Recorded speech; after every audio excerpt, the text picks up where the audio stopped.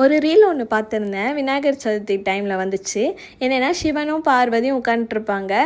அதில் வந்து விநாயகர் வந்து அவங்க 2 பேரையும் சுற்றுற மாதிரி இருப்பாங்க. முருகர் வந்து மயில் மேலே அந்த உலகத்தை சுற்றுவாங்களா, அந்த மாதிரி கான்செப்டில் அந்த வந்து இது விநாயகர் சிலை வந்து பண்ணியிருப்பாங்க. இதே இப்போ சொல்கிறேன்னா எனக்கு அப்போ தோணுச்சு, நம்ம இதை வச்சு ஒரு பேபி ஷோவை தீம் பண்ணக்கூடாதுன்னுட்டு நான் வந்து அதை வந்து அப்படியே ஸ்கெட்ச் பண்ண ஆரம்பித்தேன். விநாயகருக்கு எலியும் முருகருக்கு மயிலை வச்சு இது 2த்தையும் காம்பினேஷன் வச்சு ஒரு பேபி ஷோவை ஸ்டென்சில் பண்ணலான்ட்டு ரெடி பண்ணேன். எனக்கு தெரியல இவ்வளோ அழகான ஸ்டென்சில் இதுக்கு முன்னாடி வந்திருக்கான்னு எனக்கு தெரியல, இதுக்கப்புறம் வரப்போதானு எனக்கு தெரியல.